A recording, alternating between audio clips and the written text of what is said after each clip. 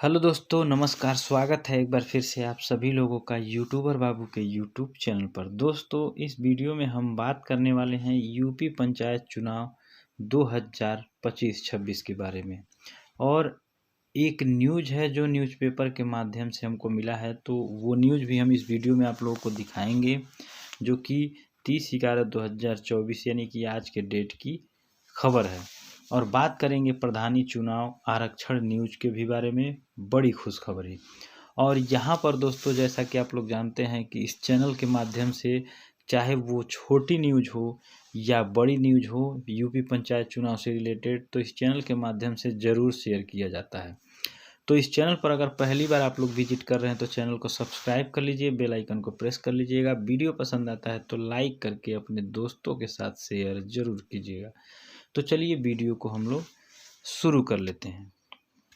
देखिए दोस्तों, जैसा कि आप लोग जानते हैं कि जो यूपी पंचायत चुनाव यानी कि ग्राम प्रधान का चुनाव हुआ, बीडीसी का चुनाव हुआ, जिला पंचायत का चुनाव हुआ, ये जो चुनाव हैं वो आप लोग जैसा कि जान चुके होंगे कि 2026 में ही होंगे। और यहाँ पर अब जो है बहुत ही कम समय बचा है। तो 2026 में मार्च अप्रैल के महीने में ये चुनाव होने के पूरी संभावना है। यहाँ पर 95% आप लोग मान सकते हैं कि ये चुनाव जो है 2026 में मार्च अप्रैल के महीने में ही हो सकते हैं।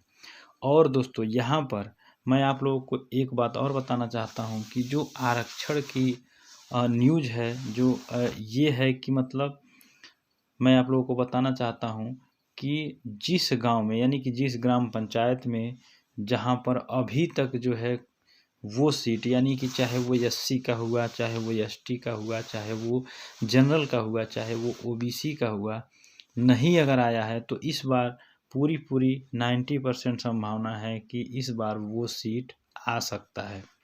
यानी कि जो सीट नहीं आया, बशर्ते उस गांव में उसकी जनसंख्या ज़रूर होनी चाहिए कि यानी कि जो है वहाँ पर उसकी जनसंख्या, चाहे अगर मान लीजिए किसी गांव में एससी नहीं आया है तो इसकी जनसंख्या ज़्यादा से ज़्यादा होनी चाहिए।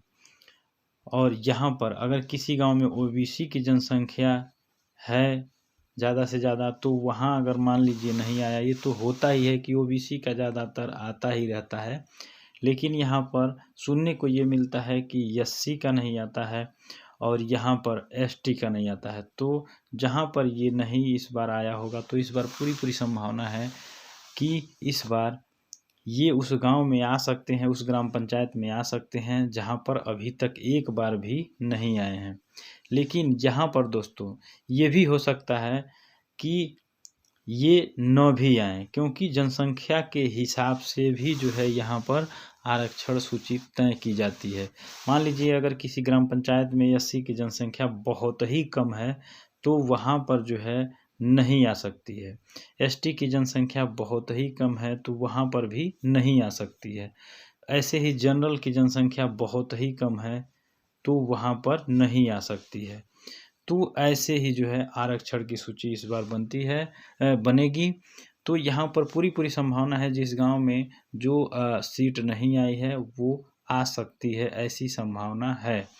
और यहाँ पर चुनाव आप लोगों को मैं बता ही चुका हूँ कि 2026 के मार्च और अप्रैल महीने में हो सकते हैं, ऐसी पूरी संभावना है। अब वो न्यूज़ हम आप लोगों को दिखा देते हैं जो न्यूज़पेपर के माध्यम से मैं आप लोगों को बताना चाहता हूँ। देखिए, ये वही न्यूज़ है जो मैं आप लोगों को बताना चाहता हूँ कि ग्राम प्रधान ने 1 रुपये में किया बेटे का विवाह। देखिए, ये एक तरह से अगर देखा जाए तो इस ज़माने में एक मिसाल ही है कि केवल 1 रुपये में जो है बेटे का विवाह ग्राम प्रधान ने किया। ये बात है जलालाबाद की।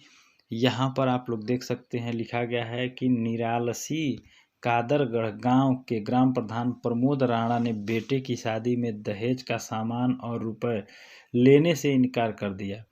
1 रुपया शगुन के रूप में लेकर दहेज जैसी कुप्रथा पर वार किया। प्रधान ने न सिर्फ दूल्हे को मिली 11 लाख की नकदी लौटाई, बल्कि 4 लाख कीमत के सोने चांदी के जेवरात भी ठुकरा दिए।